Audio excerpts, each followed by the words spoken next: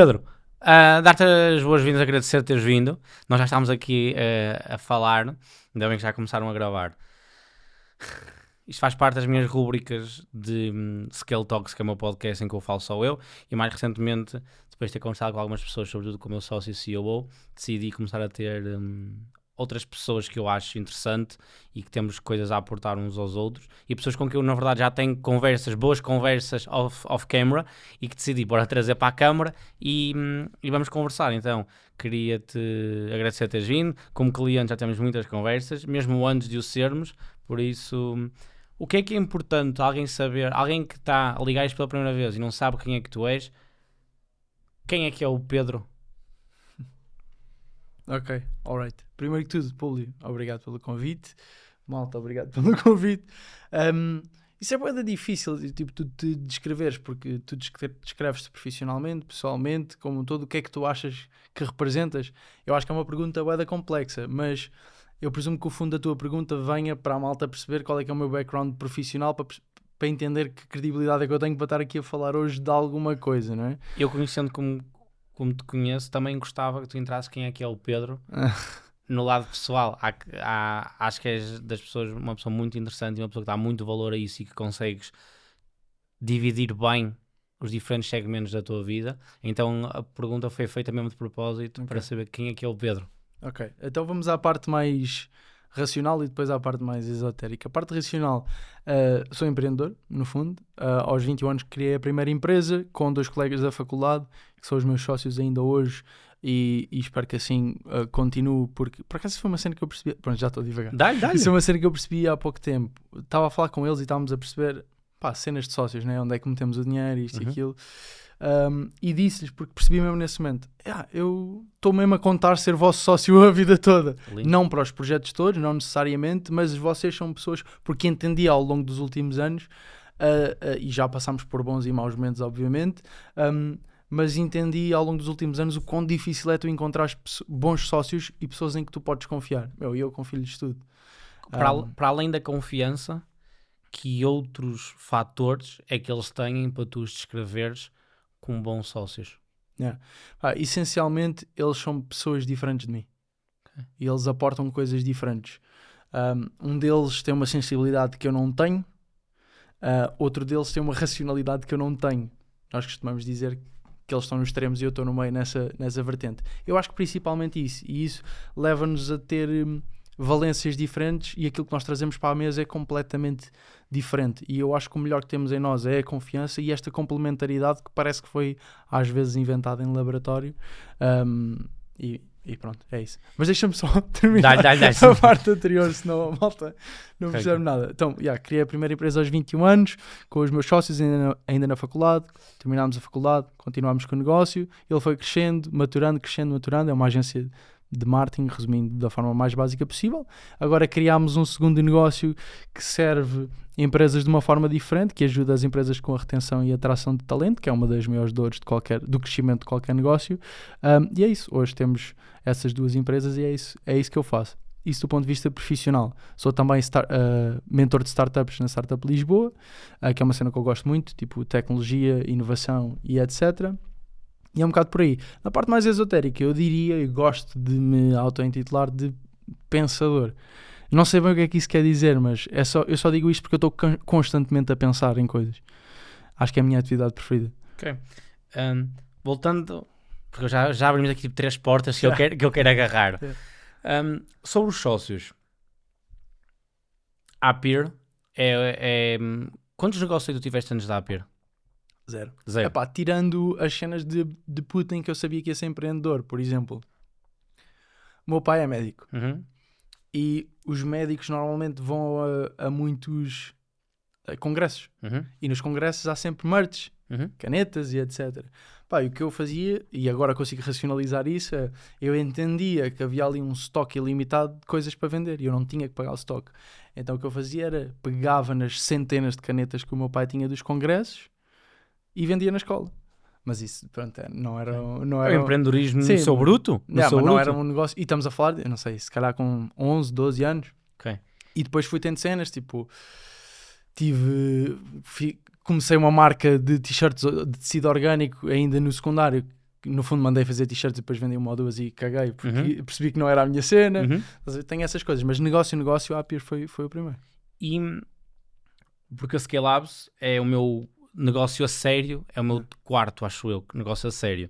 Também tive muitos dos que tu estás a descrever, tive muitos desses. Eu tive sócios destes últimos 4 negócios, tive sócios em todos. E aprendi muito fazendo, errando. E hoje em dia, quando eu olho para um sócio, eu olho, tenho que trazer valências que eu não tenha, e depois tenho que me perguntar porquê que ele há de ser sócio e porquê que ele não há de fazer parte simplesmente da equipa. E a razão que eu descubro, ou que para mim justifica, eu tenho que achar que o bolo vai ser muitíssimo maior por ter esta pessoa comigo como sócia, porque em termos matemáticos, o que é que eu preferia? Ter 100% da Scale Labs ou 1% da Apple? Se formos olhar para os resultados, obviamente que é 1% da Apple. Então, não tem a ver com a percentagem, tem a ver com a dimensão do bolo. E eu acredito muito hoje que um sócio tem que me fazer chegar do ponto A ao ponto de sucesso, ou ao ponto B, 4 vezes mais rápido. E queria-te perguntar se, tu tens a confiança e vocês complementam-se, se acreditas que o bolo é maior por ser sócio, ou se o bolo poderia ser igualmente grande, não sendo sócio, sendo só assalariados. A pergunta seria completamente diferente se a pergunta, ou seja, a pergunta é completamente diferente sendo cenário em que eu sou o único sócio ou cenário em que são outros sócios. Ok. Né? Sendo outros sócios, eu não faço a mínima ideia, não tive outros. A ver? Mas das histórias que eu sei, que vou ouvindo e etc, acho que tenho um bom match aí. Sozinho, tenho a certeza que não. Tenho a certeza que não, porque tu sabes, há momentos do empreendedorismo em que às vezes tu te apetece tipo, fuck it. E nesses momentos é como numa relação, quando uma das partes está mal, a outra normalmente tende a estar calma ou a estar bem. Né? É bem engraçado que é uma ordem natural das coisas, em quando alguém está a panicar, o outro acalma e vice-versa. O que tu me estás a dizer é que se calhar a Appier não existiria se fosse o Pedro sozinho a ter já estava noutra. Já estavas noutra, exatamente. Então permitiu-te, o que os teus sócios atuais também te trouxeram foi a consistência e estamos juntos e ninguém vai desistir disto e isto vai acontecer. Superando esta primeira fase, a Appier tem quantos anos? 4. Pronto, 2025 vai ser o 5º. Ok. Ou seja, seria... sim, é o 5º, porque nós registámos a empresa em dezembro de 2020, não contamos, portanto 21, 22, 23, 24, 25. Ok. Estando no 5º ano, e é muito interessante porque estatisticamente depois de 3 anos já tens depois dos 3 anos, e depois passares os 7 ainda é a taxa de falhanço, depois passares os 3 e depois passares os 7 é tipo quando tens a maior probabilidade do sucesso. Tu tiveste de reinventar inúmeras vezes ao longo destes 5 anos, e tu próprio começaste a introdução a dizer a Appier é uma empresa de marketing e agora estamos a abrir um novo realm, um novo departamento, um novo foco, e foi aí que nós nos tocámos para trabalhar em conjunto. Então, qual é que é o ponto que a Appier vinha e qual é que é o ponto atual, ou a razão para tu dizer temos que nos reinventar? Então de onde é que vocês vieram e qual é que foi o clique ou a razão que fez dizer ok, vamos nos reinventar? Ok, portanto, a Appier é o meu primeiro negócio. Tu tiveste outros 4 negócios antes da Scale Labs. No fundo, o nosso percurso é o mesmo, porque o meu negócio já foi negócios diferentes. E no fundo, eu e os meus sócios reinventámos-nos no mesmo negócio, mas a fazer coisas diferentes. Tu mudaste o nome, mudaste o branding e a equipa, e o sócio, ou whatever. Estás a ver? Portanto, a experiência acaba muito por ser a mesma. E é tão simples quanto isso. Nós começamos nisto... Eu sei que fui assim, e acho que tu também, sem grandes referências, ou seja, não tenho empreendedores na família, não tive mentores e etc. Portanto, o teu mentor é o tempo. Então é aprender com o caminho das pedras, tomar decisões erradas, tomar decisões certas, perceber porque é que correu mal, perceber porque é que correu bem.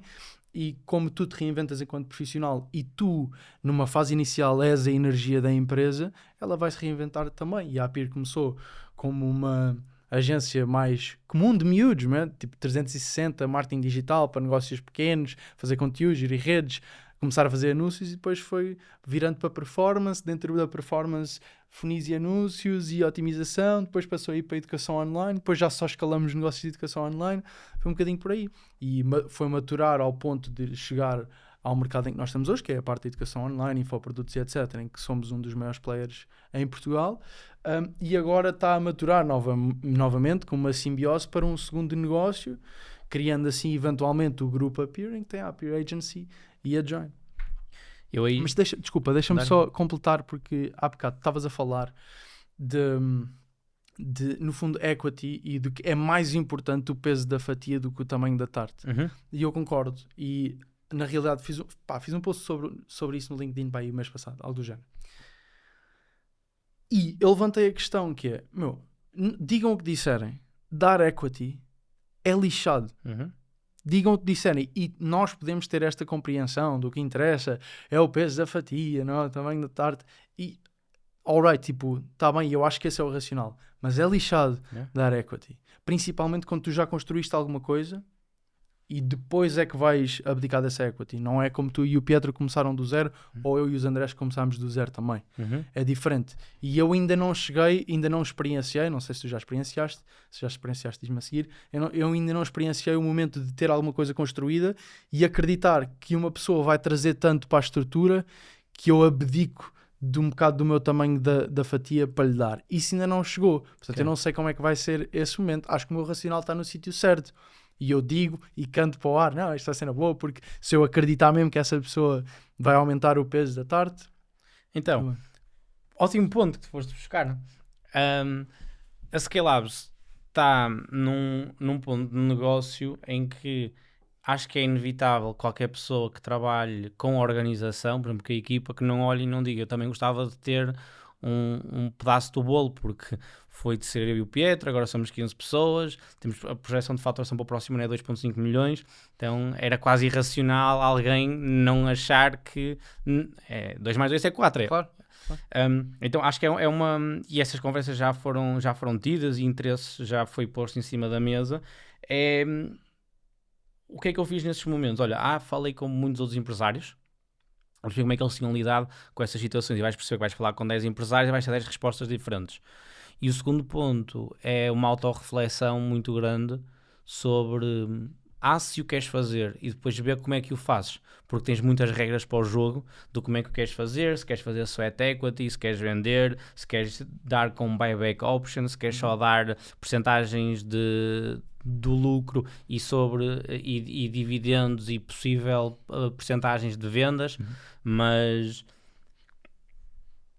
eu admiro muito as pessoas que conseguem ter negócios de 100 milhões, 200 milhões e têm 100% da equity do negócio. Aliás, interessante, conheço a marca Spanx das leggings, que aquela rapariga muito conhecida que acabou por ir ao Shark Tank e pediu investimento e não conseguiu, hoje a empresa vale 1 bilhão, uma coisa assim, mas ela é 100% owner do negócio. Eu dou muito, muito valor a isso. Então acho que algumas relações serão perdidas ao longo do caminho se tu não quiseres dar essa parte, mas é perceber o que é que perdes e o que é que ganhas. E depois também é o quanto é que tu acreditas no teu veículo. Eu acho que esse é um ponto muito importante. Eu vou-te confidenciar uma coisa, eu não tenho certeza se isto depois vai ser cortado ou não no podcast, digo-te já, mas que é, eu e o Pietro já recebemos interesses de pessoas a querem investir, outros empreendedores a querem investir dentro da Scalelabs.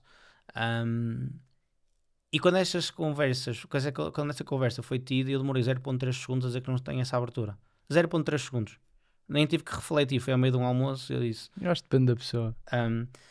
Ora, por exemplo, imagina que tu inicias... Desculpa interromper, mas tu inicias o processo de internacionalização da Scalelabs. Certo. Que é atingir o próximo patamar. Right? E estás a ter dificuldade em entrar nos States, por exemplo. De repente... vamos já ao top dog. Hormozzi diz, não, quero entrar, quero 33%, investe isto.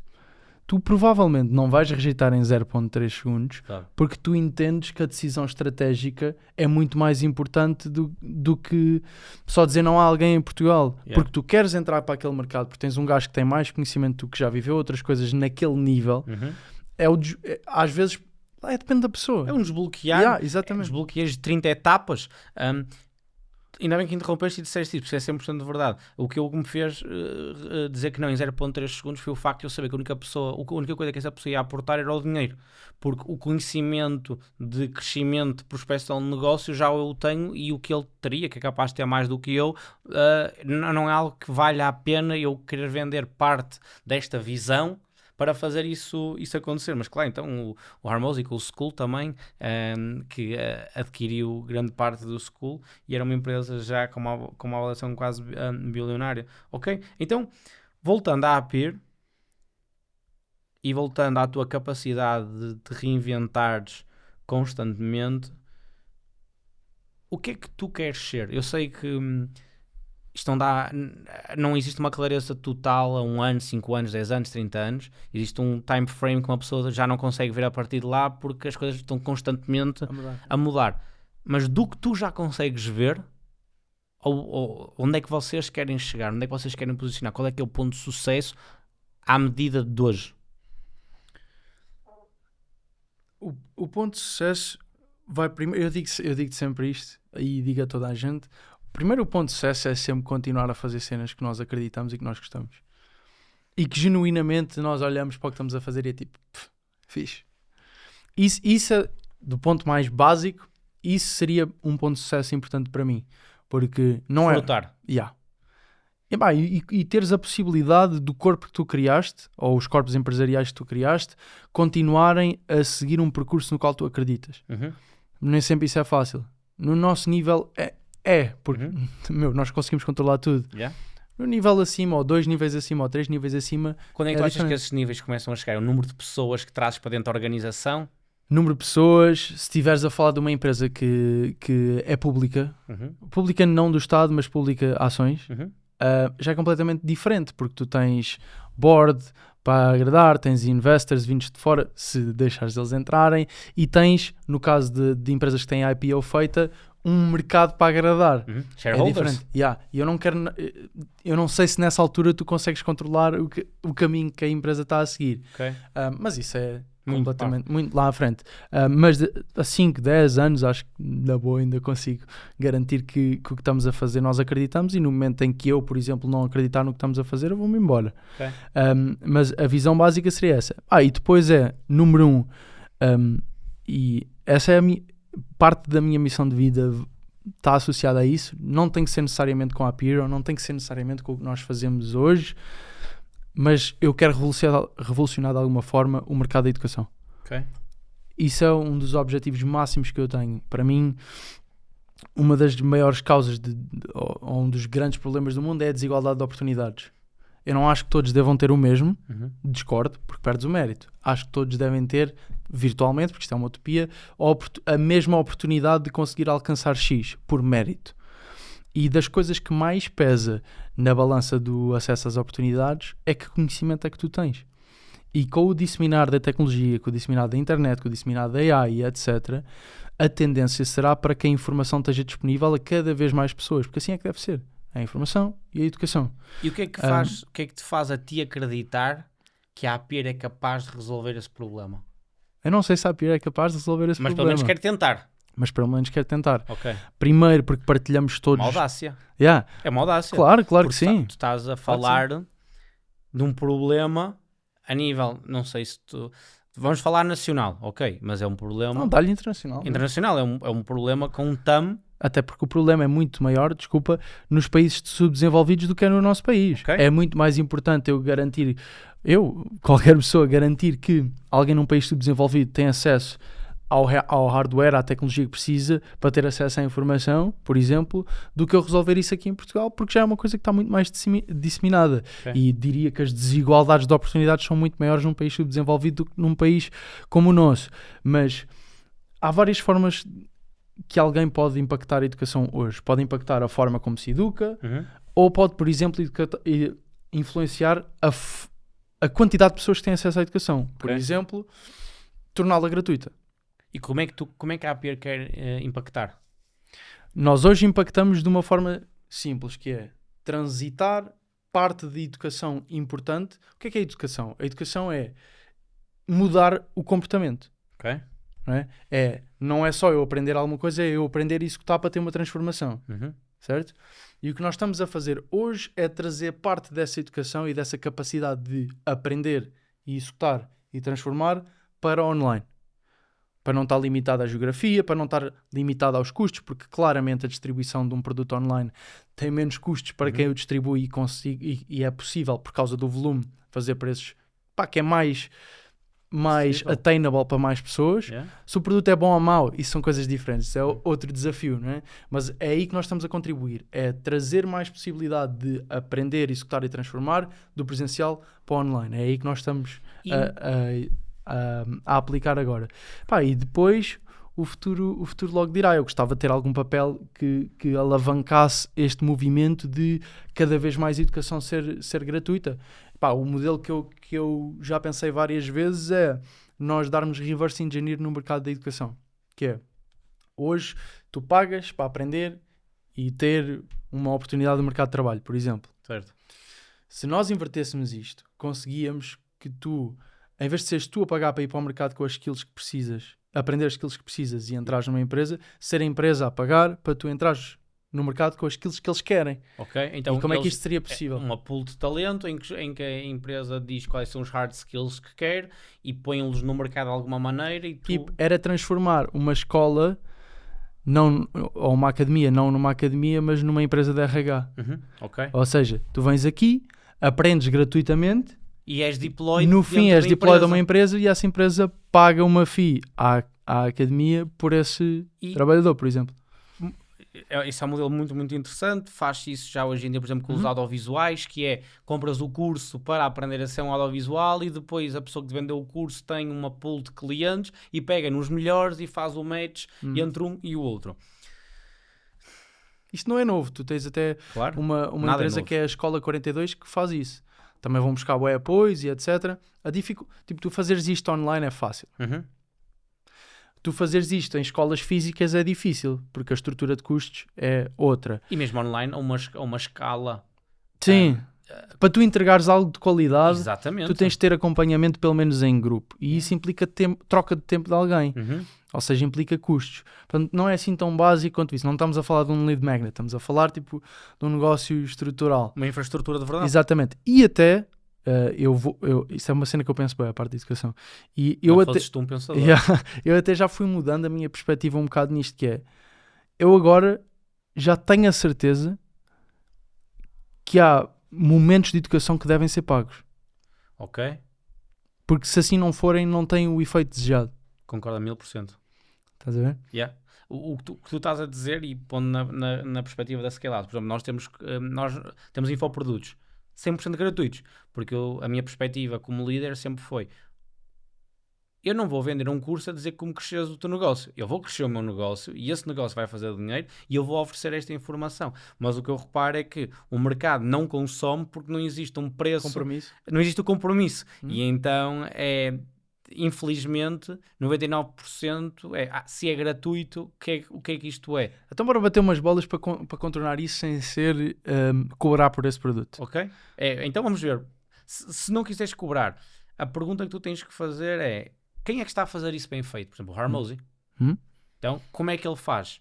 Eu acho que uma das maneiras de fazeres isso é teres tanta prova que tu és capaz de fazer aquilo que tu dizes que és capaz de fazer, que quando pões alguma coisa cá fora, toda a gente quer consumir. Eu acho que essa é a melhor, porque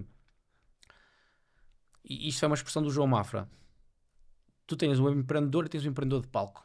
O empreendedor de palco é um empreendedor que vai para o palco e vai-te vender como cresceu o seu negócio e vai-te vender o pitch, mas ele não tem as provas.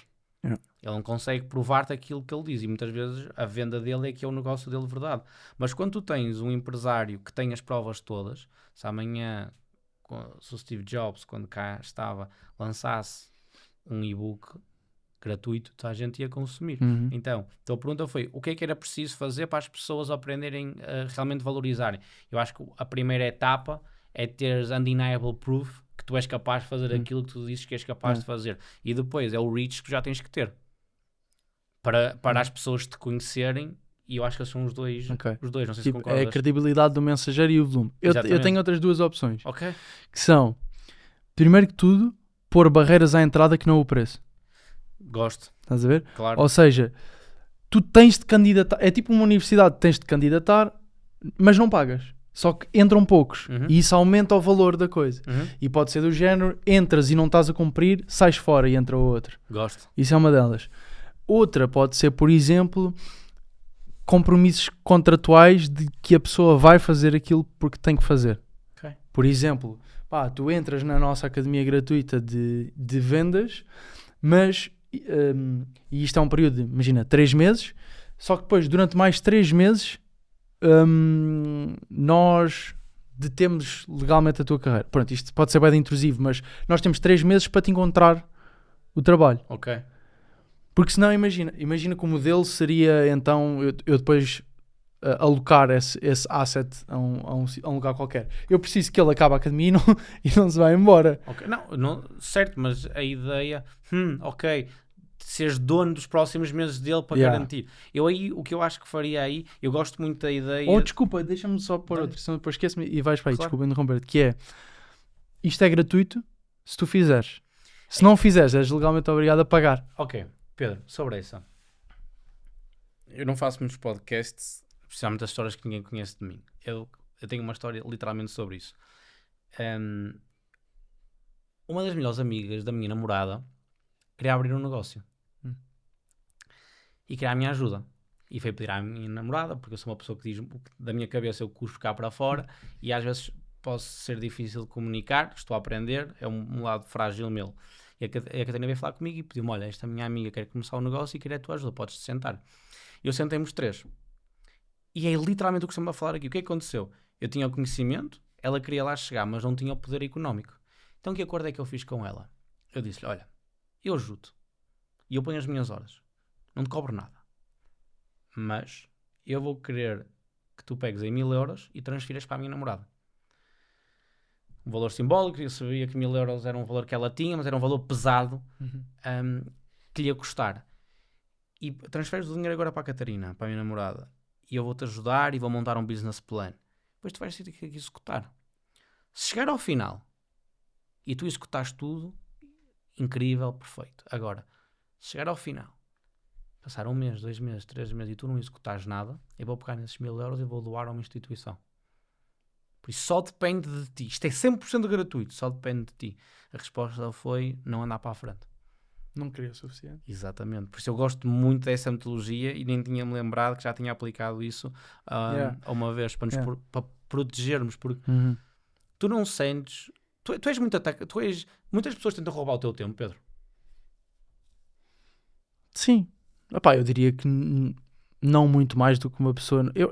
Qualquer pessoa, seja empreendedor ou não, constantemente estou a tentar roubar o teu tempo. Seja a Netflix, seja uma pessoa a pedir conselhos amorosos, não é? Tipo, eu acho que eu não tentam mais roubar o meu tempo do que a outra pessoa. Ok. Adorei a tua resposta. Eu queria...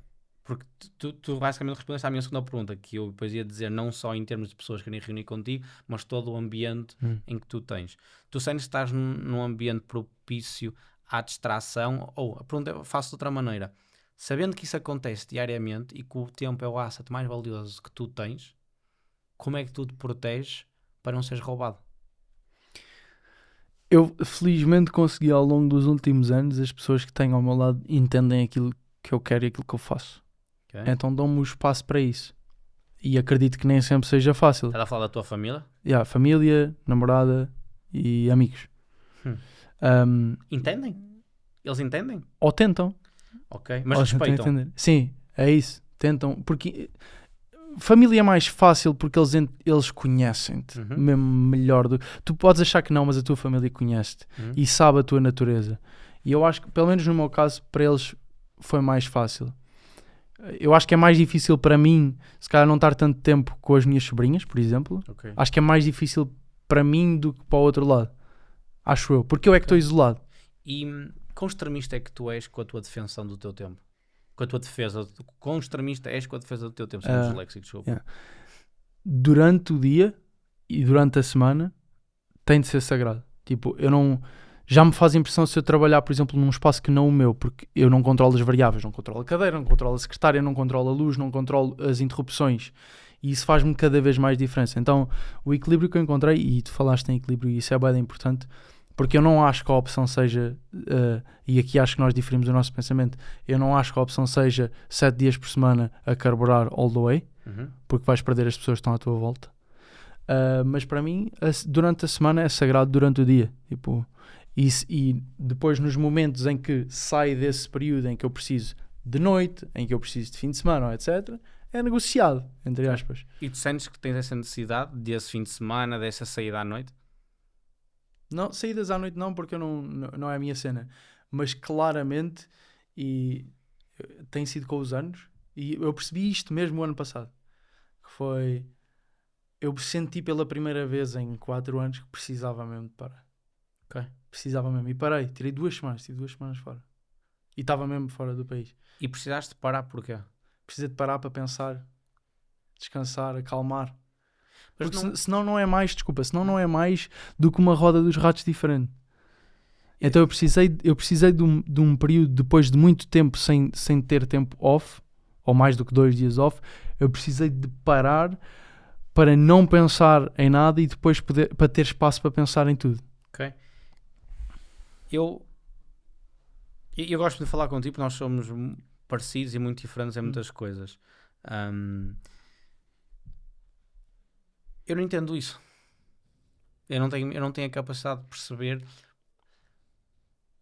se o objetivo, vamos dizer que o objetivo é fazer crescer o negócio. Tu tens 2 fases, a fase planear e a fase de executar. Eu durante muitos anos tive aquele sentimento de chegar ao final do dia em que não fazia nada. E chegava ao final do dia e sentia que tinha trabalhado. Não sentia, tinha estado 14 horas a olhar para o computador, mas não andou para a frente. Não andou para a frente. E que sentia mesmo ansiedade. Tipo, tenho que fazer isto, tenho que fazer isto, tenho que fazer isto. Eu hoje, e o meu olho tremia muito, não sei se foi algo que alguma vez passaste também com os nervos. Durante muitos anos o meu olho tremia. E eu acordava à meia da noite a pensar no trabalho. E posso dizer que nos últimos 1,5, 2 anos, eu tenho a vida mais tranquila no que toca a isso. E eu percebi que era simplesmente porque eu estava a planear mal, eu estava a estruturar mal e eu estava a fazer as ações incorretas. E desde que consegui organizar-me para perceber quais é que são as ações que realmente produzem resultados dentro do meu negócio. Alright, bora fazer só essas ações. E tudo que não é, tenho uma assistente hoje, tenho uma equipa incrível que executa e já executa muito melhor do que eu.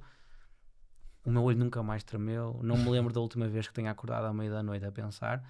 Então, eu simplesmente estava mal estruturado. E o que tu me estás a dizer é que precisaste te remover para pensar.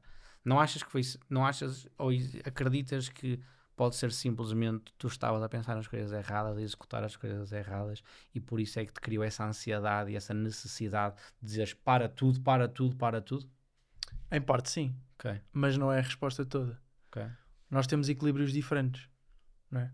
Imagina, se nós metermos aqui uma balança e quisermos e entendermos que o nosso ponto de equilíbrio é assim, ou que o nosso ponto de equilíbrio é assim, vamos pôr pesos diferentes em cada um dos lados. Okay. Claramente o meu equilíbrio é diferente do teu.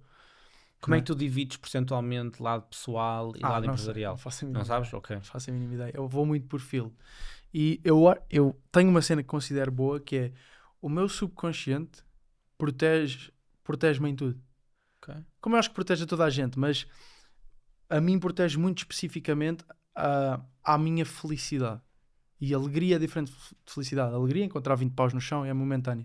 Felicidade para mim é um estado contínuo de paz. Então eu normalmente, emotivamente, não vou muito para cima nem muito para baixo. Claro que fico contente, claro que fico triste, mas eu sou muito constante e isso traz-me paz e por causa disso traz-me felicidade. E o teu negócio traz-te felicidade? Traz, super traz. Sim, aliás, eu conhecendo como conheces, não o farias se não trouxe. Sabes que eu não sei se te revês nisto e tu conheces-me mais um bocadinho do que eu não me exponho muito, então tu és capaz de perceber isto em mim. Eu sou apaixonado pelo que faço. Eu acordo de manhã excitado para começar a trabalhar. Eu literalmente começo de manhã a cantarolar, lá vou eu com o meu café, caminho do PC para começar a criar as coisas. E há poucas coisas na vida, para além disso, e o tempo com as pessoas que estão chegadas a mim, que me trazem mais felicidade. E acho que é algo que me ajuda muito. Eu não tenho a necessidade de viajar, eu não tenho a necessidade de me remover do meu dia-a-dia. Não, mas eu aí revejo-me a 100%. Ok. Eu até tenho uma história. Eu, quando estava no 11º ano, os meus pais receberam um aluno estrangeiro que viveu um ano na minha casa. Okay. E tu não foste viver um ano na casa dele? Não. Só recebeste? Só recebi. Okay. Foste lixado. Ele era das Honduras, da América Central. Um país completamente diferente do nosso. Acabámos por nos dar muito bem. Mas morávamos no mesmo quarto.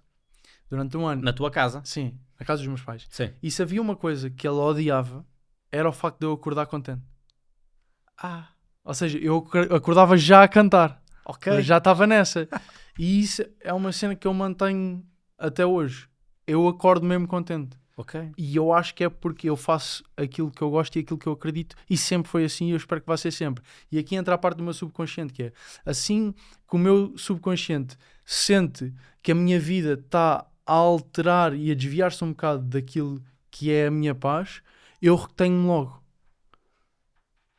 E às vezes nem percebo o que é que me pode estar a ameaçar essa paz ou essa felicidade, mas eu corrijo e só depois mais tarde é que entendo. Faz a reflexão do que foi feito. Okay? E eu acho que nesse momento foi um bocado do ano passado eu percebi que precisava de parar, foi um bocado isso.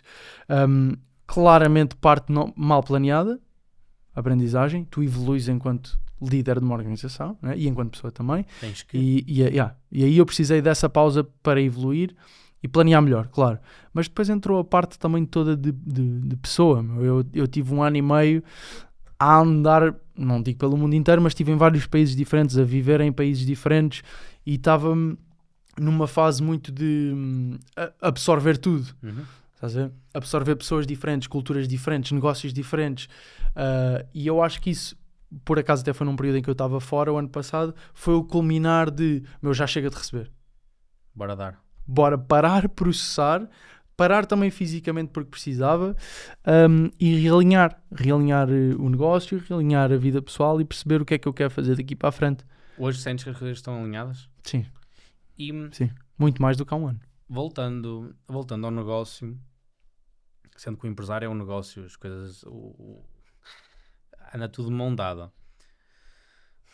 Porquê que tu queres abrir estavas a dizer a peer e depois teres 2 metodologias de negócio? Porquê? Porquê que tu achas, se o tempo é o asset mais importante desta vida, tu acreditas que a peer marketing está pronta para vocês removerem do day-to-day e estar 100% standardizada e operacional sem vocês e vocês montarem um segundo veículo? Ou não achas que é um shiny object dizer, ok, este está a funcionar bem, ou está a funcionar bem, tudo é relativo, mas está a produzir resultados, em vez de escalá-lo até aos 100 milhões, bora montar um segundo. Primeiro, a APIR está preparada para eu sair da operação porque já saí, para montar a Join. Os outros 2 sócios ainda dependem, o negócio ainda depende muito deles. Mas já foi possível eu sair, já é bacana. Segundo, Shiny Object Syndrome é boa uma cena. Mas eu acho que a malta tem que se acalmar um bocado. Porque, e eu acho que é uma das funções de um empreendedor, às vezes tu tens que jogar para a cueca. O que isso quer dizer? Quando as pessoas vão ver uma equipa de futebol a um estádio, se todo o jogo, toda a equipa for só pessoas que passam a bola para o lado porque é o gajo que está livre, não saem do estádio com a sensação de espetáculo, de quero voltar outra vez. É preciso que um gajo esteja lá na frente, porque o jogo está bloqueado e está 0-0, é preciso que haja um gajo lá para a frente que tenta dar 3 cuecas e falha sempre e perde a bola, mas à quarta consegue a cueca. Trial and error, o que estás a dizer, é tentar coisas novas. Momentos de magia. Há momentos em que tu tens que seguir a intuição e tentar sacar um coelho da cartola. Achas? Eu acredito muito num conceito que eu não sei se existe, mas que eu chamo intuição de empreendedor. Eu acho que um empreendedor tem um 6º sentido. E que nós estamos constantemente a ter ideias de negócio. Nós, tipo, no geral, sim, ou ideias de negócio ou ideias. Exato. A maioria morrem num pensamento. É tipo, isto até seria giro, a quem é que eu posso dizer isto? Morreu. há outras ideias que ficam na tua cabeça umas semanas, ou uns meses, mas acabam por morrer porque a racionalidade mata aí.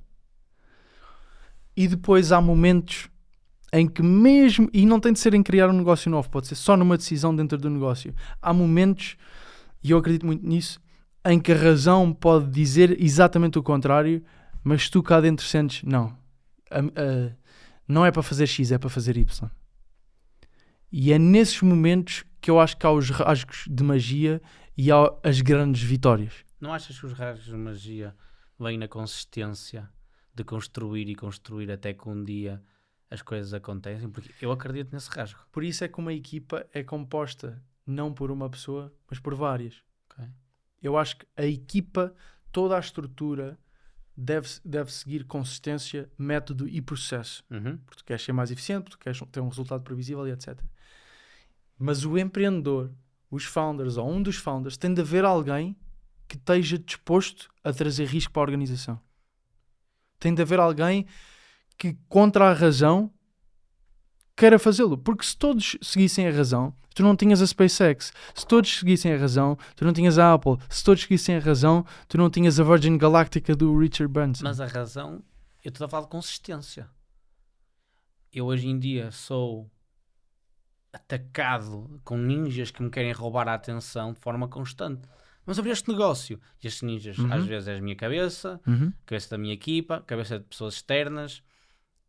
E eu bloqueio quase tudo. Aliás, bloqueei tudo. Tanto que eu, quando me juntei à Scalabs, quando comecei a Scalabs, eu tinha equity numa outra empresa em que tinha tinha um trabalho no day-to-day e removi-me por dizer assim, não há part-time para o sucesso. Ou é isto, ou é isto, ou é isto. E é isto sobre longos períodos de tempo. Então eu tenho muita dificuldade em conseguir perceber quais é que são esses rasgos. Porque esses rasgos é para encontrar o sucesso. Mas eu acho que o sucesso está no fazer o que tem que ser feito sobre longos períodos de tempo. E não inventar a roda. Concordo com isso. Mas por outro lado,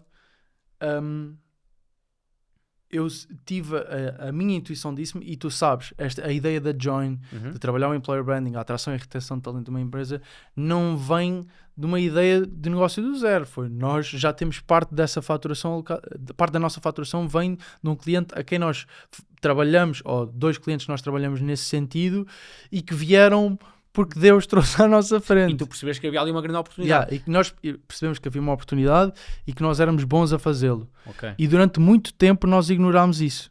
Okay. Durante 2 anos e meio nós ignorámos isso. 3 anos. A consistência a fazer o num lado e marketing no outro não. Fazia, sem abrir a porta ao resto. Okay. Mas manteve-se lá. Okay. E eu acho que veio também da nossa maturidade enquanto líderes, minha e dos Andrés, de olhar para os números e perceber, 1/3 da nossa faturação vem daqui.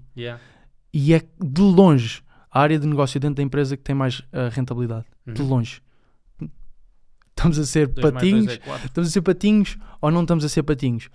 E quando tu começas a entender que todo e qualquer negócio tem ou vai ter esta dor do talento, porque é um limitador do crescimento, são vendas e talento, fez-me acreditar, e acredito cada vez mais, que este é um veículo que me vai levar mais longe do que o veículo que nós já tínhamos. Ok, eu adoro essa resposta, é perceberes que tu não estás casado a nenhum veículo e que estás a montar um novo veículo e que se calhar daqui a 2 anos, quando nos voltarmos a sentar e a falar aqui num podcast, a nova área de negócio é a área de negócio porque tu olhaste para os números e percebes que era o mais rentável. Puxando para um crescimento da AP nestes 4 anos muito orgânico, porque eu conheço-te, tu és muito orgânico. Tu és muito fazer as coisas corretas e o resto vai aparecendo para trabalharmos em conjunto, em que nós temos visões opostas do negócio. Aliás, para quem não sabe, que é toda a gente, tu participaste em todos os nossos eventos da Scalabs até hoje, acho que não me engano, nos 3 como orador. Não fui a um porque estava fora. Ok, dos nossos 3 eventos tu estiveste presente em 2 e continuarás a estar, nós muito gostamos de te ouvir falar. E tu viste o nosso crescimento desde que era eu e o Pietro. Eu estou a falar como se fôssemos muito grandes, não somos, mas simplesmente na nossa realidade passámos, sermos 2 pessoas, para agora sermos 15, faturar mais de 1 milhão. E foi com uma metodologia completamente oposta da visão que tu tens para o negócio, que é fazer as coisas com calma, focar 100% na entrega 100% No na produto. entrega, no produto, e não focar em dar a conhecer o produto, para depois dizeres, olha, bora sentar, conversar com a Scale Labs, que depois culmina em trabalhar em conjunto para montar um departamento novo. O que é que aconteceu para esse shift ser feito pelos três, para dizer, ok, vamos montar uma nova parte do negócio e vamos abandonar o ADN que foi a APER até agora e implementar-lhe esteroides? Yeah. Primeiro só deixar a nota que nós devemos ser o cliente com o maior ciclo de vendas que obrigou a Scale Labs a ter o maior ciclo de vendas. Sim. O meu período de vendas. Aliás, nós já fechámos uma empresa cotada em bolsa, que tu sabes Antes de nós trabalharmos com vocês. que eu não posso divulgar o nome, e o ciclo de vendas para trabalhar com uma empresa que dá 900 milhões foi a mais curta do que trabalhar com a APER. Mas acho que foi por aí. Nesse caso, a tua abordagem connosco, ou a vossa abordagem, foi bem orgânica. Yeah. Foi tipo, mais do que fechar um cliente, estamos a fechar uma relação, não é? Entender o que é que cada um pode trazer para a mesa, em que é que podemos contribuir neste tipo de conversas e etc. E para mim foi bem bom entender que nós vemos as bases iguais, mas depois temos perspectivas bué diferentes em tópicos que são relevantes também. E isso é fixe porque me obriga a pensar de uma maneira que não é a minha natureza, e acredito que do teu lado te force também a pensar de uma maneira que não é tanto a tua natureza. Nesse caso, na forma que nós crescemos até hoje, tipo, nós nunca descurámos a necessidade de haver uma aquisição previsível, ou a necessidade de haver um departamento comercial, ou a necessidade de haver sistemas de outbound, além de inbound. Né? Nunca duvidámos disso. Foi só uma questão de ordem. Okay. Né? Ordem, quer dizer, prioridade? Prioridade. Ou seja, para nós sempre foi mais importante acertar primeiro no produto, product-led growth, do que acertar primeiro nas vendas e depois no produto. Okay. Que é o oposto. Que é o oposto do que vocês fizeram. Exatamente. Vocês é mais uma abordagem de startup. Nós foi mais uma abordagem de negócio tradicional, ou negócio de cash flow mais seguro. Porque, por exemplo, e se tu pensares na origem, o que é que aconteceu? Tu e o Pietro começaram a Scale Labs já depois de terem negócios. Eu e os meus sócios começámos o negócio na faculdade. Isto fez a nossa capacidade financeira. Isto fez a nossa capacidade de nos sustentarmos a nós e aos nossos. Estás a ver? Então logo isso muda a abordagem dos primeiros tempos da empresa, porque nós não tínhamos a capacidade nos primeiros tempos de ir primeiro para escala e esteroides e movimento, e só depois para o produto e baby arriscar steps, para todos. E fizeram os baby steps. Exato. E como é que te estás a sentir com este passo que estás a dar, que é contra, eu não vou dizer o teu ADN, porque o teu ADN, aquilo não é o ADN, mas contra a metodologia que foi adotada. Agora, como é que tu estás a sentir com essa mudança? E para o pessoal que está em casa, é basicamente passar de viver do boca a boca para construir algo e bater à porta. Isto é a diferença entre inbound e outbound. Inbound é fazer um bom resultado e esperar que as coisas aconteçam. Outbound é bater à porta e dizer, meu amigo, sabes que eu tenho isto era top para ti. Como é que estás a sentir essa mudança como líder dentro da organização? Desconfortável. Boa. Mas isso é bom. Isso é top. Desconfortável, mas motivado para caraças. Acho que estamos a fazer um bom trabalho.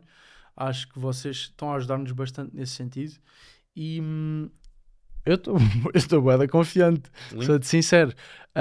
E na verdade, na minha cabeça, nós já temos provas de que conseguimos entregar o que queremos entregar agora. Pese embora estes esforços comerciais sejam mais virados para a Join do que para a APER, que tem mais o nosso ADN da parte dos lançamentos e etc. Pese embora seja algo que a oferta é mais nova, a oferta como existe hoje, eu sei que nós vamos entregar aquilo bem.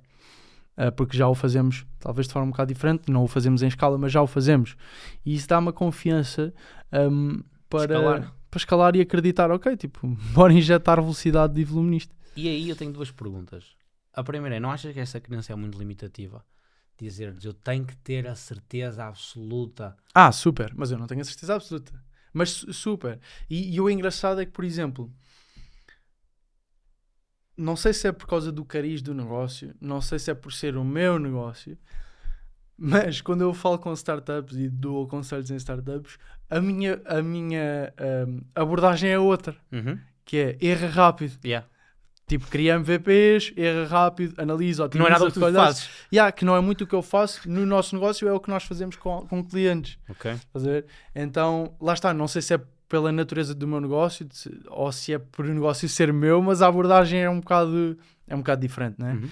Mas é engraçado porque não é falta de conhecimento ou falta de racional à volta disso, é talvez, não sei se uma abordagem emotiva, mas claramente tipo, abordo de forma diferente. Só que eu acho que essa minha mentalidade mudou, tem vindo a mudar cada vez mais, a partir do momento em que eu percebo que enquanto líder o meu papel é levar as coisas para a frente. E fazendo essa tua mudança, Pedro, de prospecção de inbound para outbound e agarrando nesse tema, que também é o tema que eu mais gosto, gosto também de negócios, e depois isso é uma grande, mas quando falas de negócios tens que falar sobre vendas.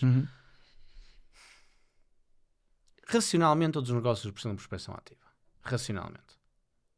E alguém que me diga que não precisa de prospecção ativa, não existe uma única empresa, e tanto a falar dos 0,1% que não façam algum tipo de... Até a igreja tem prospecção ativa. Então, todas precisam, mesmo Apple, Lamborghini, o pessoal fazer aqui, eles não fazem publicidade. Sim, não fazem publicidade na televisão, mas fazem lançamentos e fazem sponsoring de outros eventos, dar a conhecer, brand awareness. Ok, prospecção ativa. Sendo que isso é uma necessidade de 99% das empresas, porquê é que tu achas que existe um bloqueio mental tão grande a trazer essa implementação dentro dos negócios? Cultura portuguesa. Ok. Acho que é cultural nosso. Nós temos, primeiro que tudo, aversão ao dinheiro. A pessoa comum tem, e eu provavelmente acho que isso tem origem num regime que durou 4 décadas. 4, 5 décadas, em que as pessoas não tinham nada e quem tinha alguma coisa era sinónimo de regime, sinónimo de opressor, sinónimo de mau. E provavelmente, como nós somos educados pelos nossos pais, os nossos pais pelos nossos avós, essa foi se calhar a postura que foi passando devagarinho em geração. Eu acho que as coisas estão a mudar, mas é muito do nosso ADN esta aversão ao dinheiro. E isso depois implica todo um monte de coisas, que é... Ainda ontem estava a falar com o Pietro sobre uns scripts de e-mails para outreach que vocês nos estavam a passar.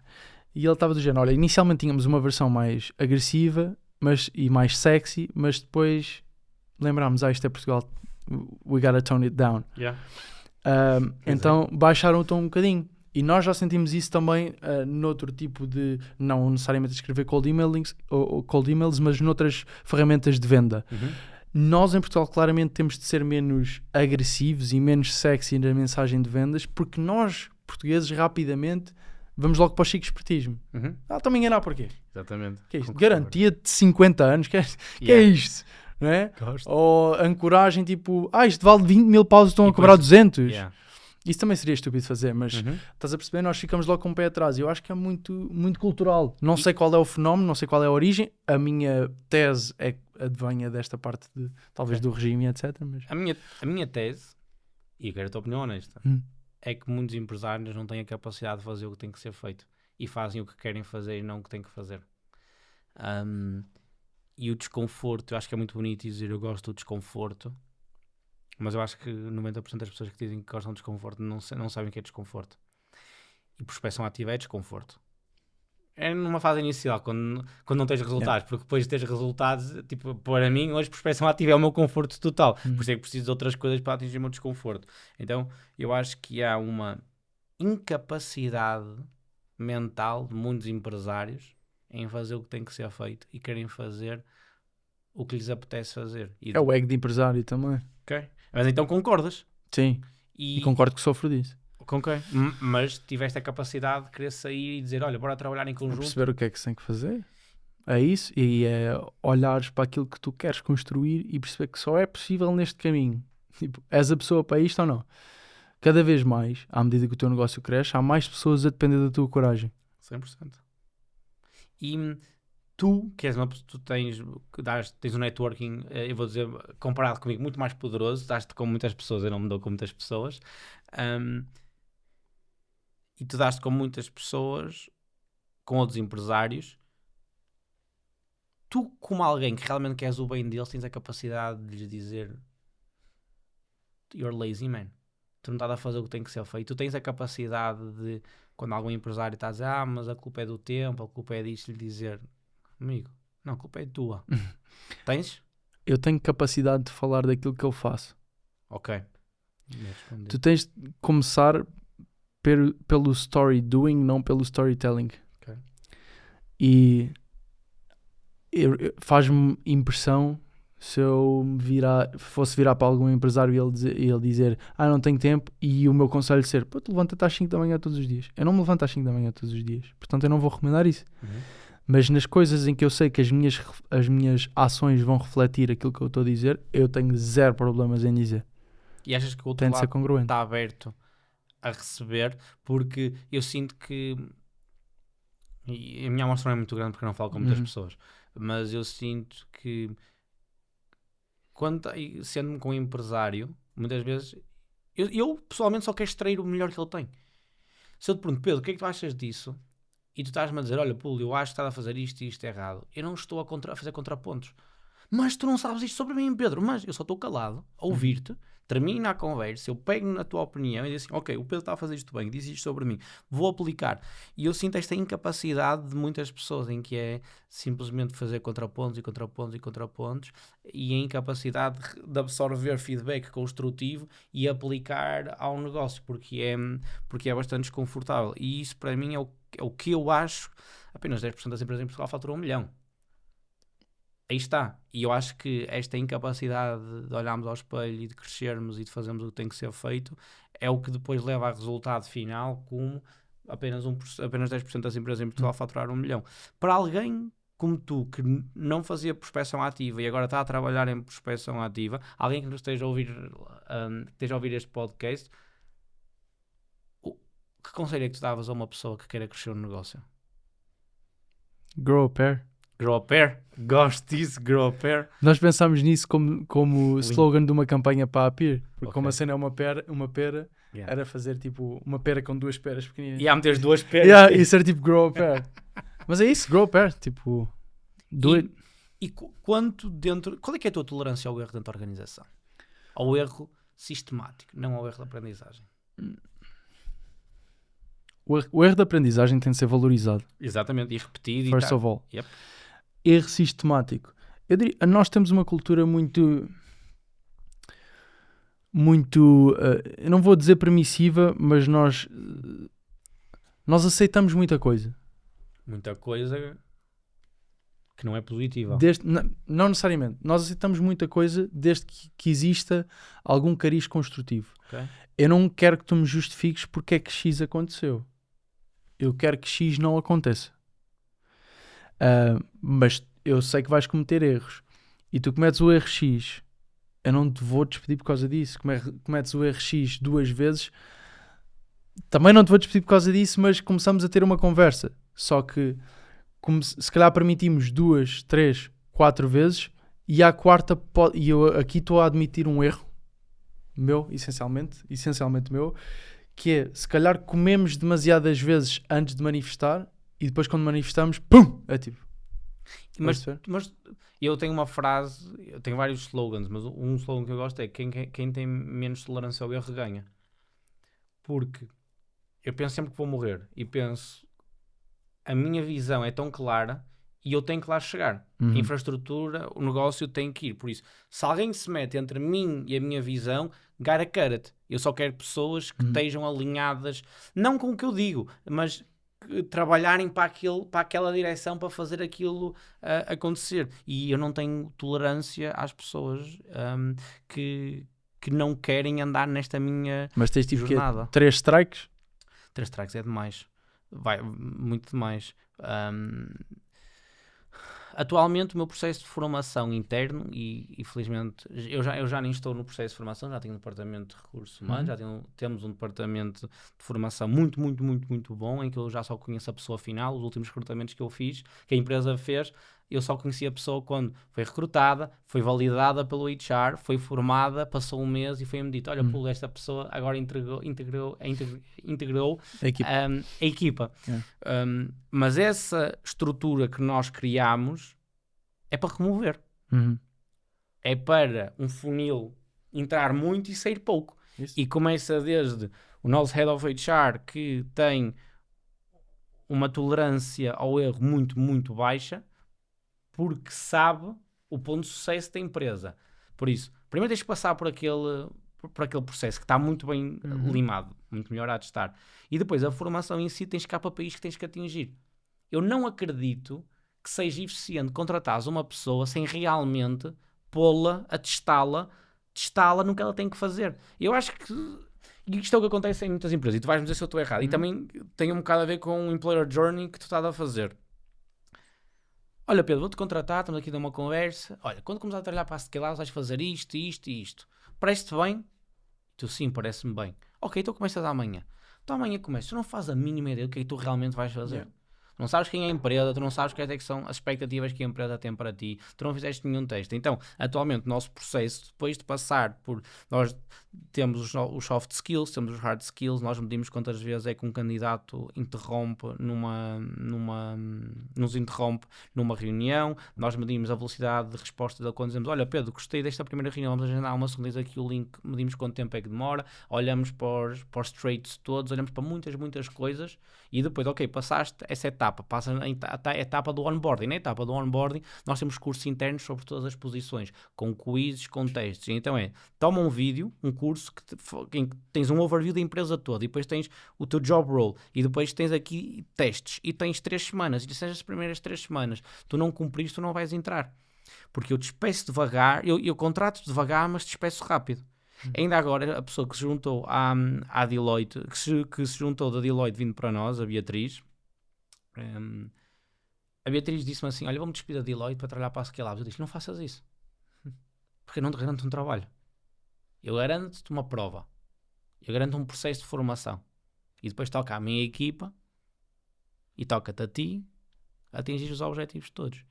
E isso faz com que, para responder à tua pergunta, eu não estou nada perdido na linha de pensamento, que é, a minha tolerância não é grande, não há 3 strikes, porque já foi tão filtrado para entrar dentro do core da equipa que eu não tenho tolerância para erros sistemáticos, 3 erros sistemáticos, não dá. Yeah. Mas tu avalias isso em algum time frame? Vou-te dar um exemplo. Nós temos um colaborador que está connosco há 3 anos, 3 anos e meio. Em 3 anos e meio, fazer 3 erros não me parece muito. Okay. Tu se calhar estás a avaliar, não sei, no período inicial, ou nos primeiros 6 meses, ou num ano. Então, se for exatamente o mesmo erro, é diferente. Okay. Aqui, primeiro tem a ver com o ponto de sucesso da empresa. Se o teu ponto de sucesso for fazer 100 milhões, tu tens de ter um nível de exigência maior do que o seu ponto de sucesso for fazer 10 milhões. Tens de começar logo por aí. E a expectativa, eu divido o talento interno entre A, B e C, e tenho expectativas diferentes para esse talento. Um colaborador que está há 3 anos não é o erro, é a capacidade dele se reinventar. Porque o negócio te cresce a esta velocidade, e se tu não acompanhares a curva, é tipo, Pedro, agradeço-te muito, durante muito tempo foste um excelente fit para a empresa, mas neste preciso momento as necessidades da empresa ultrapassaram as tuas capacidades de entrega. Então aí não preciso de um erro. E eu até acho que é dos momentos mais difíceis, porque a pessoa está a executar, mas simplesmente não está a executar ao nível do que tu precisas para atingir o teu ponto de sucesso. Então estás a despedi-la só por dizer, estás a fazer tudo até bem, mas não és uma máquina. Yeah. E eu preciso de uma máquina para esta posição. Então a minha tolerância é muito baixa. E eu separo muito o meu lado emocional do meu lado empreendedor. E gostava de saber como é que porque tu tens um lado emocional muito, muito grande, que representa um grande bolo do Pedro. Eu também acho que o tenho, mas simplesmente não o mostro. E ele está no canto da minha organização, da minha casa, está ali. E eu tomo as decisões baseadas em factos. Então a pergunta que eu te faço é, achas por teres um lado emocional grande, isso muitas vezes bloqueia a tua tomada de decisões que depois impactam o crescimento do negócio? Eu acho que há sempre. Okay. De certa forma. Nem que seja o facto de tu reprimires tanto o teu lado emocional que por causa disso tomas uma má decisão. Okay. Eu acho que vais ser sempre afetado. Portanto, a resposta é sim, mas cada vez menos. Okay. Porque lá está. Quanto maior a responsabilidade, menos espaço eu tenho para não ser pragmático. Não sou a pessoa mais pragmática na organização e devia. Mas não sou. E não sei se algum dia vou ser, mas também não sei se quero ser. Ok. Mas achas que tens que o ser? tem que ser mais. Ok. Mas estou num processo cada vez mais de pragmatismo cada vez maior. Não diria ser frio, porque isso não é a minha natureza. Eu diria tomar as decisões que têm que ser tomadas. Tirando as emoções. É isso que eu, quando dizer frio... Sempre com emoções, mas tomando as decisões que têm que ser tomadas, porque à medida que tu vais crescendo enquanto gestor e à medida que a tua empresa vai crescendo também, normalmente é sinónimo de tu medes mais coisas. Então tu consegues basear as tuas decisões não só em intuição. Porque imagina, se eu te fosse despedir, Públio, e nós não medíssemos muita coisa na nossa empresa, eu ia despedir e tu dizias-me, porquê? Como é que eu vou suportar essa minha decisão? Não só para ti, mas para mim internamente. Claro, sim. Senão era o achómetro. Exatamente. Yeah. Portanto, eu acho que essa capacidade vem ficando mais fácil exatamente porque nós medimos mais coisas. Uma cena fixe que nós começámos a fazer há um ano para aí, um ano e qualquer coisa, foi mudámos a forma de avaliar os nossos colaboradores. Ok. Portanto, o que nós passámos a fazer foi manter igual quando alguém entra nos primeiros 3 meses tem avaliação mensal e daí para a frente é trimestral. Mas a apresentação da avaliação é no dia -3 de cada mês e não no fim do mês. Okay. A avaliação começa na avaliação do mês anterior. Portanto, nós, imagina, agora avaliamos-te de setembro e vamos já discutir e alinhar o mote da avaliação de outubro. Okay. Para tu saberes claramente o que é que tens que fazer para a tua avaliação final ser um 1 ou um 5. Que métricas é que tu usas? Nós temos métricas viradas para as tecnicidades, para as cenas técnicas da profissão daquela pessoa e temos avaliação virada para a empresa. Okay. O que é que isto quer dizer?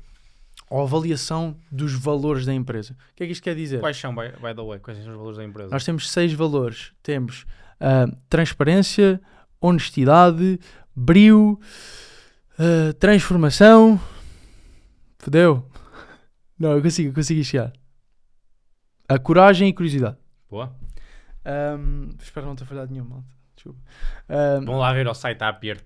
Mas nós temos estes 6 valores e na nossa grelha de avaliação a primeira metade são avaliações técnicas, ou seja, com base na tua profissão, isto é o esperado. Isto são os teus KPIs. E depois a segunda metade é de que forma é que tu ao longo desse trimestre respeitaste os valores da empresa. E o que é que isso quer dizer? Ok. Portanto, o valor da curiosidade. Em que é que isso se traduz no dia-a-dia? Boa. Saber mais, quando não sei, ir descobrir a razão do problema, etc, etc. E depois temos a descrição, a autoavaliação escrita, não é numerar, não é quantitativa, é escrita de como é que essa pessoa respeitou esse valor e depois a avaliação escrita de quem é responsável por essa avaliação. Ok. E isso foi uma cena que resultou bastante. E que pelo menos o feedback dos nossos colaboradores é bom nesse sentido porque eles sabem claramente o que é que têm que fazer. E neste processo de ir buscar pessoas, como é que tu passas a tua visão para a tua cabeça? Como é que tu transportas o que está na tua cabeça com um túnel para entrar na cabeça de outras pessoas? Isto para mim é liderar. Eu não sei como é que tu defines liderar, mas eu defino liderar como conseguir que as outras pessoas façam o que tu queres em escala. E depois acreditar que vais liderar para o bem, que não vais liderar para o mal. Como é que tu lideras a tua equipa? O ponto base é garantir que primeiro que tudo as pessoas sabem que nós acreditamos no que estamos a fazer. Okay. E que se tu estás ali tens que acreditar também. Porque daí para a frente está tudo facilitado. A partir do momento em que eu te digo bora fazer X coisa, tu já sabes que tu acreditas naquela premissa. E no momento em que tu não acreditares é o momento em que vais embora. Mas é muito mais fácil eu motivar e liderar alguém a fazer X se eu souber que essa pessoa acredita. Ok. Portanto, esse é o ponto número 1, é deixar sempre claro e estar constantemente a relembrar que nós fazemos aquilo em que acreditamos, e isso é requisito. Esse é o ponto número 1. Ponto número 2 é garantir que as pessoas estão na posição de genialidade. O que é isso quer dizer? Um jogador de futebol, não, eu sei que estou a ver analogias de futebol, Dá-lhe? mas se tu meteres o Messi a jogar a central, ele não vai ser o jogador que ele é. Ok. Não está a atingir o Então é potencial garantir que as máximo. pessoas estão no sítio certo Garantir que para estão na posição desempenhar o certa. seu máximo Isso. nível. Yeah. E como é que tu encontras o posicionamento certo da pessoa dentro da equipa? É fedido. Ok. Desculpa. É lixado. Ok? Ainda agora nós contratámos alguém para assumir com o tempo o departamento de performance. Uhum. E essa pessoa tinha um plano traçado de evolução e ia assumir esta posição, e depois assumia então o Head of Performance. Então, Claro, calma, foste contratar um líder, mas deste-lhe escadinhas sim. antes Ou da... seja, estava claro, esta é a tua progressão. Portanto, vais passar primeiro para esta posição, quando dominares isso passas para esta, e quando dominares isso passas para esta. Uhum. Que era a posição final de Head of Performance no período de 12 meses. Ele rapidamente percebeu que não era a pessoa certa. Ok. Rapidamente. E a dúvida ficou em mandamos embora Ou relocamos. ou realocamos. E durante as primeiras 2 semanas nós definimos o primeiro mês para perceber isso tudo. Porque eu acho injusto tu julgares alguém em 2 semanas. Ok. Tu podes julgar pelas hard skills, não as soft skills, Uhum. nesse período de tempo. Só que lá está, as hard skills resolvem-se mais facilmente. O que é que nós entendemos? Nas primeiras 2 semanas a nossa visão estava, vamos mandar embora. Está justificado, ainda por cima na segunda semana o gajo teve problema qualquer de Covid, teve doente, não trabalhou alguns dias, o que não facilitou. Mas a verdade é que nós tínhamos combinado entre nós, ok, ao fim desta terceira semana, pá, vamos falar com ele e soltá-lo. Uhum. Pá, e o gajo nessa semana, sem ainda termos dado muito feedback, fomos dando algum, do género, Chegou-se à frente. estávamos a esperar outra coisa, o gajo chegou-se à frente. Estás a ver? De acordar às 5:30 da manhã a trabalhar e estar às 10 da noite a trabalhar para conseguir superar os desafios e superar as limitações que ele tinha em termos de hard skills. Ok. E fez isso na semana 2 e na semana 4. E convenceu-nos a ficar, no fundo. Ok. Sem saber, convenceu-nos a ficar. Não, ele na quarta semana sabia, porque no fim da terceira semana tivemos uma conversa com ele e eu disse, há 2 opções e vou-te ser muito franco contigo. Ou tu brilhas ou tu não brilhas, porque nós estamos mais tentados a mandar-te embora. Esta terceira semana tu mostraste coisas que não tinhas mostrado e que são green flags. Uhum. E a analogia que eu usei foi, a pressão está toda em ti. E é mesmo para sentir expressão. E há 2 opções. Ou tu quebras, ou tu transformas-te num diamante. Não é? Okay. E nesse caso? E ele transformou-se, acho eu, num diamante. Então o que nós fizemos foi, já está claro para nós que aquela posição e aquela progressão estava errada e ele na realidade ele estava contratado para a Appear e o que estamos a fazer agora, percebendo as valências dele, é trazê-lo para um papel da Join. De construir o departamento de atração de talento, porque depois ele acaba por ter muita skill de dashboards, processualização de coisas, que claramente não era aquilo que nós precisávamos, para a empresa que precisávamos, mas eu acho que a posição de genialidade está do outro lado. Okay. E estamos a correr esse risco agora, com o compromisso que fechamos com ele de 1 mês não é suficiente, mas também não queremos que tu estejas todos os meses a achar que te vamos mandar embora. Então fechamos um deal até dezembro. Okay. E em dezembro reavaliamos se em 2025 queremos continuar com ele ou não. Okay. E foi isso. E metendo o dedo na ferida e olhando ao espelho, tu estás satisfeito com a velocidade de crescimento da Appear? Isto é uma resposta de sim ou não? Não. Ok. O que é que tu estás a falhar? Se vocês não usam o termo CEO dentro da empresa, é certo? Não, agora usamos. Agora usam, sim, mas sim. A última vez que...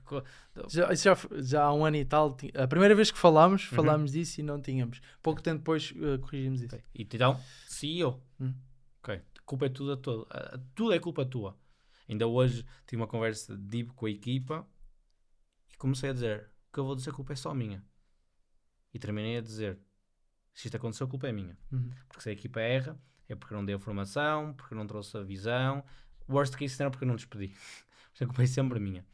Não estás satisfeito com o crescimento da empresa. O que é que tu estás a falhar como líder para isso acontecer? E eu, a terceira, por isso já respondeste à pergunta, a segunda, o que é que está a falhar? E a terceira é, alguma vez terias a capacidade de dizer, eu não sou o melhor fit para ser CEO desta empresa e eu próprio vou dar o step down? Ok, pergunta número 2. Nós falámos disto há tempos também, de eu te dizer honestamente que onde eu achava que estava a pecar enquanto líder era não imprimir fome suficiente na estrutura. Lembro perfeitamente dessa conversa. E eu acho que esse foi nos últimos 12 meses o meu maior erro. Que está mudado, eu sinto. Está a mudar ou está mudado? Está mudado. Está Com mudado. mais fome. Ok. Acho que eu posso e devo ser melhor líder na forma como passo essa fome. Boa. Mas eu exijo mais e eu imprimo mais e eu mostro que quero mais. Que era uma cena que me falhava. Eu não acho que seja hoje um bom líder, na verdade. Nem sei se algum dia vou ser, sei que estou a trabalhar para isso. Mas eu diria que esse seria o principal problema. É a minha capacidade de ter fome e imprimir essa fome para o resto da estrutura. Para toda a gente querer desbravar mato. Por acaso há pouco tempo tivemos uma boa reação nesse sentido. Foi uma das nossas colaboradoras foi de férias. E quando voltou, ela tinha estado dentro dessas férias 3 ou 4 dias em Barcelona com as amigas. E eu normalmente... Há uma tecla que eu bato muito com essa colaboradora, que é, ela diz-me muitas vezes, vou tentar fazer. E eu digo sempre, vais o quê? Vais fazer ou não vais fazer? O que eu tenho dentro da minha empresa, e já deixe-te continuar, desculpa, é que é sempre datas. Tipo, eu vou fazer... Está no nosso SOP de comunicação, tens que meter a data exata em que vais entregar, não é? Até esta data é a data exata, por isso esses talvez para mim não existem. Continua, então eu tento sempre imprimir esta porque ela tem a tendência de ir para o talvez. Vou ver se consigo ou vou tentar. E eu por acaso bato sempre muito com ela, não, tu vais fazer. Okay. E ela veio de férias e tinha estado com as amigas em Barcelona e disse-me depois em conversa que vinha bué da motivada das férias porque uma das amigas trabalha numa startup qualquer a fazer o mesmo que ela faz na nossa empresa, só que tinha muita fome. A amiga dela passou os dias todos a falar e caraca, vou fazer aquilo, vou fazer aquilo outro, e aquela cena bateu-lhe e ela disse-me que nesses dias percebeu o que é que eu estou sempre a dizer. Percebeu finalmente e que agora vinha com o compromisso de eu quero mais, diz-me qual é que é o meu caminho de progressão aqui.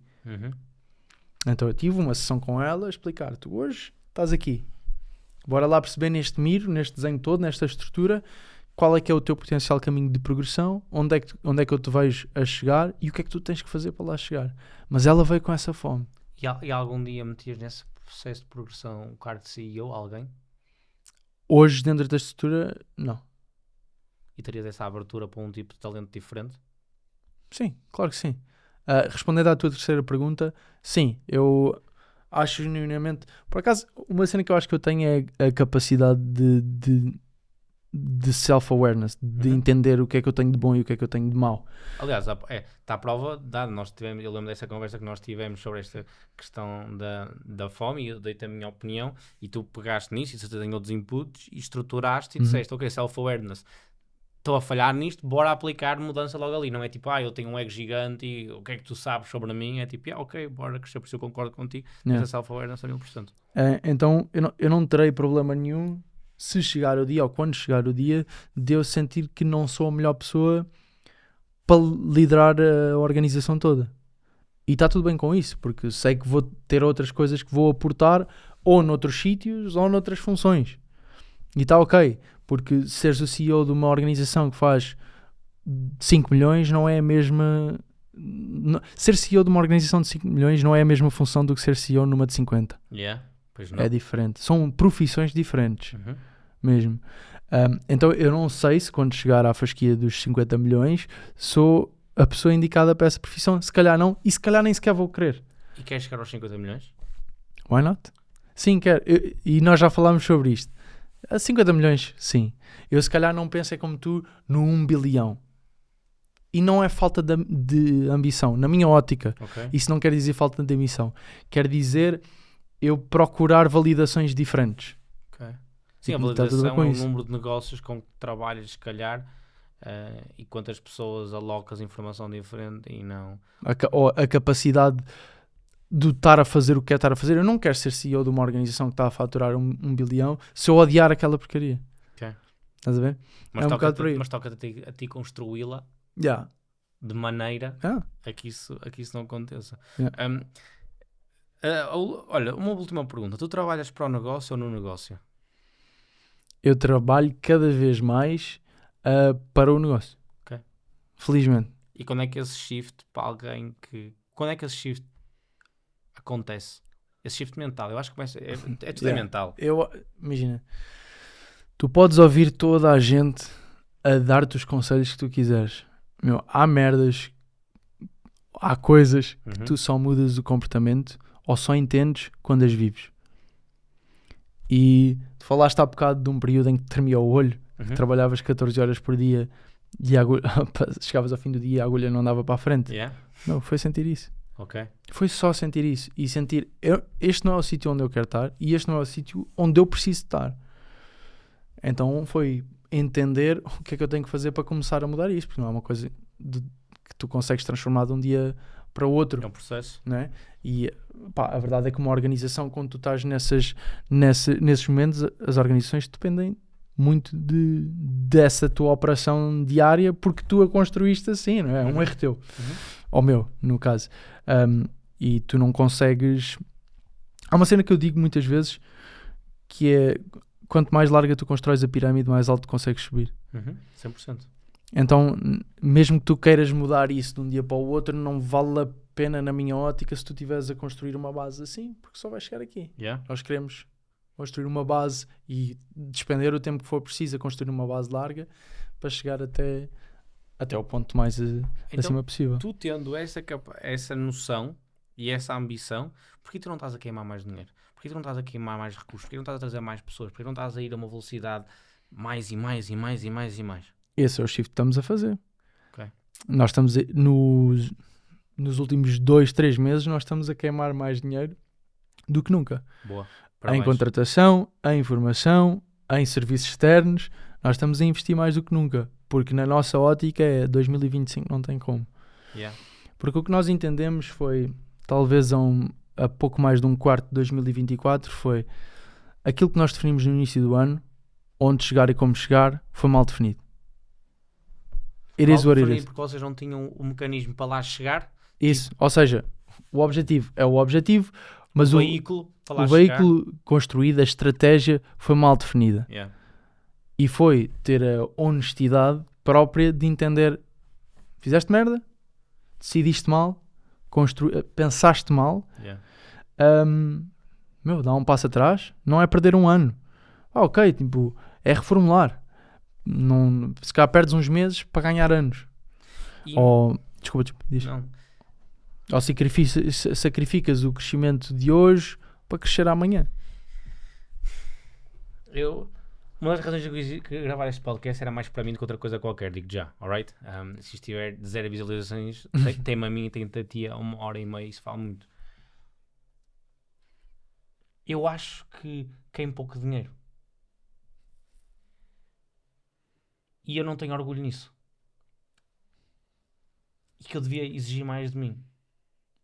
E também tenho honestidade de dizer que eu acho que ainda não tenho a capacidade mental para conseguir arrebentar o meu dinheiro todo. E quero ter essa capacidade mental. E depois pergunto-me, quando eu digo arrebentar, digo, não é contratar 5, é contratar 30. Não é... É tudo vezes 5. Tudo vezes 5. Porque se eu acredito na minha organização, que eu construí, se eu sei tudo aquilo que ela consegue fazer, e se eu vou morrer um dia, isto é só um jogo, porquê que eu não estou a ir 100%? Porquê que eu não estou a dar dinheiro? O que é o pior dos casos? Ficamos sem dinheiro na conta? Não há salário de efficiência empresa? Ok, mas se calhar ao chegar a esse ponto tens de reinventar ainda mais. Então, eu pessoalmente tenho essa frustração comigo próprio. E mesmo agora, ainda 2 horas antes de entrar neste podcast, eu recebi o relatório de quanto é que vai ser as despesas mensais em salários agora que contratamos mais 6 pessoas, e o meu primeiro pensamento foi, é pouco. É verdade, o meu primeiro pensamento é pouco. Eu tenho que estar a puxar mais. Eu tenho que estar a construir daqui a 10 anos para chegar aos 100 milhões, aos 20, aos 200 milhões. E eu gostava de dar o pick your brains, tipo, tu não tens sentimento que não estás a atingir a tua versão máxima pela incapacidade de correr o risco e que isto é só um jogo, a vida é só uma e que estão a ser medricas? Eu não sei se fez sentido. Não, super, fez sentido. Eu acho que... Não, tenho a certeza. Eu já disse isto num podcast. Não sei qual foi, mas eu já disse. O meu maior medo é não atingir o meu máximo potencial. Ok. Não é o da minha empresa, não é a da minha... Sim, do Pedro. Meu! Mas o Pedro, como CEO Yeah. da Apier, para chegar à melhor versão dele próprio, achas que devias ter uma capacidade de correr risco? Porque tu não estás a correr riscos de outro mundo. Tipo, Não. nós já conversámos off-camera. Certo, Tipo, ok, as coisas não há tanto dinheiro no banco, mas aqui ninguém se está a endividar até ao tutano. Não, de todo. Então, e tu não achas que para atingir Não, esse, Pedro? até porque essa conversa que tivemos, tipo, nem nós nunca precisámos, e se calhar mal, e nem vocês nunca tivemos que recorrer, por exemplo, à banca ou a investidores para alavancar mais. Mas será que é porque não puxámos o suficiente? Pode ser, ou pode não ser, ou pode ser porque não era o momento. Porque imagina, há um ano atrás, tu tinhas-te alavancado na banca para crescer. Não tinhas? Porquê? Porque a tua empresa não estava preparada. E nós podemos não estar a correr os riscos grandes hoje e isso não ser mau. É o preparar para amanhã? É o preparar para o momento, não há um momento certo, mas é preparar para o momento em que tu metes a carne toda no assador. E quando é que tu sabes? Nós podemos não estar nunca sabes, nós podemos não estar a correr o risco. Talvez seja a intuição, o sexto sentido do empreendedor que eu estava a falar há bocado. Mas tu nunca vais estar 100% preparado, né? Mas algo te dizia há um ano que não era o momento do risco e nós podemos estar a correr o risco porque somos medricas, como tu quiseres, disseste, por ser uma questão de crença, de mindset, limitação nesse sentido, ou pode ser porque a nossa intuição de empreendedor diz que não é o momento ainda. Qual é a resposta? Não sei, mas eu sei que chegará um momento e a conversa que tivemos disto a primeira vez foi eu a expor-te esta cena de foda-se, estou bem frustrado porque nós nunca metemos a carne toda no assador. Nós até hoje tivemos sempre um negócio tranquilo. Steady, que vivemos todos vidas tranquilas, fazemos cenas porreiras, estamos a construir uma cena fixe, mas nunca pusemos os tomates no sebo, estás a ver? E eu quero chegar a esse momento. Mas não é hoje. Achas que esse momento pode ser quando tiveres a tua equipa de prospecção ativa, tipo as bases, já, e dizer agora que já tem as bases, tem os números, triplicar e quadriplicar a equipa para trazer mais volume, quando já tens a data? Ok, então estás a dizer que o momento é agora. Que eu devia estar a queimar o meu dinheiro todo. Que eu contratei 6 pessoas, são só medricas. Eu estou à espera quase que tu me digas que sim, porque eu quero sair daqui e quero ir contratar mais 10. Não acho, porque na dor do talento, um dos principais problemas é tu contratares as pessoas erradas. Pessoas erradas custam muito dinheiro para a empresa. 100%. Custam no processo de recrutamento e nos custos de recrutamento, custam na formação, custam na perda de eficiência operacional. Custa oportunidade. Portanto, pessoas novas custam.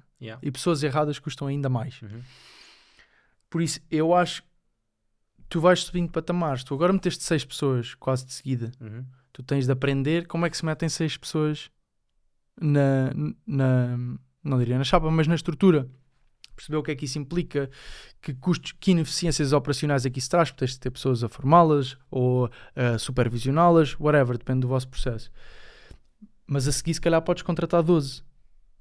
Porque se tu hoje meteres os tomates no cepo, a carne toda no assador e de repente começas a estourar o dobro ou 5 vezes mais do que estouras hoje, isso pode ser a pior decisão que tu tomas enquanto CEO. O que é o pior que pode acontecer, Pedro? A empresa estoura. E qual é o trabalho de um CEO? Se calhar estoura como está. Se calhar a título individual, para ti a resposta é crio outra coisa. Mas para a missão da empresa, da Scale Labs, e para a função que um CEO tem de levar esta Scale Labs ao ponto de sucesso, se tu não levas a empresa ao ponto de sucesso, falhaste enquanto CEO daquela empresa. O teu papel enquanto CEO é cuidar do organismo empresarial, da empresa, mas cuidar também das pessoas que fazem parte dela. Cenário Eu sempre disse ao Pietro, worst case scenario, ficas tu e eu. Tu fazes cold calls e eu faço service delivery. E reconstruímos esta brincadeira toda de novo e vamos buscar o mesmo talento. Não sei, e o João Mafra ensinou-me isto, que é não ter medo de dizer as nossas fraquezas.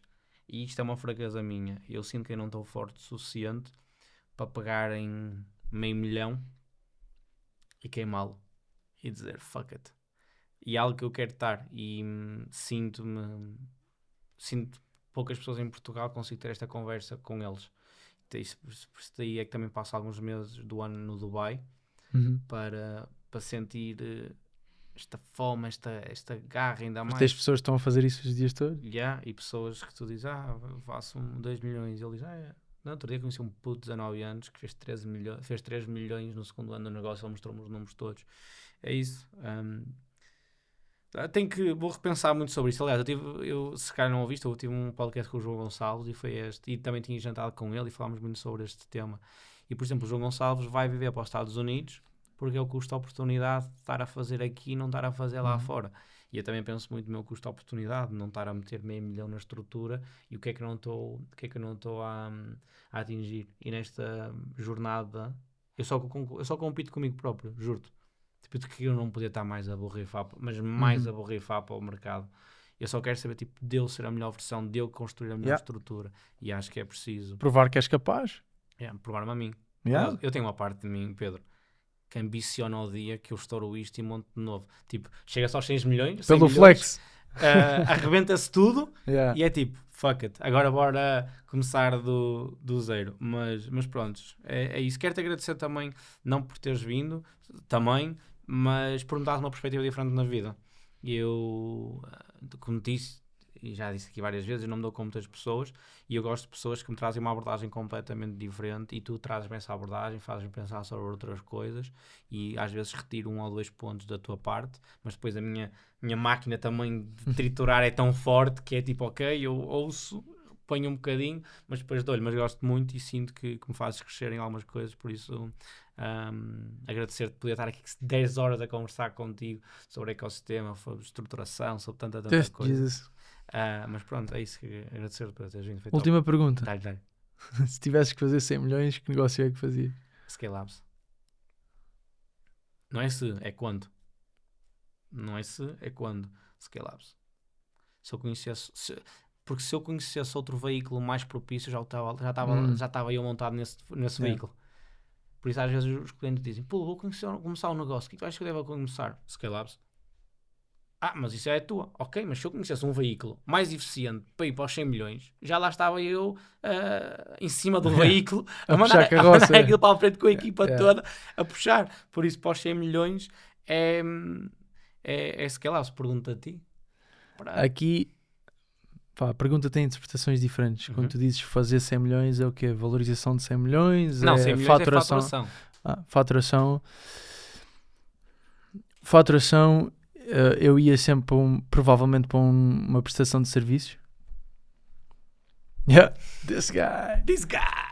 Para faturação, E ainda por cima depois não é só faturar, é as margens líquidas, margem líquida. Exatamente. E depois tu para chegar aos 100 milhões sendo bootstrap tens de ter as margens para depois fazer o reinvestimento e fazer a escalar. A Scale-ups eu e o Pietro começámos isto com 0 euros. 0 euros. Hoje em dia somos 15 pessoas. E por infelicidade minha somos muito somos muito financeiramente estáveis. Eu gostava de ser menos. Mas pronto, é isso. Pronto. Obrigado. Obrigado.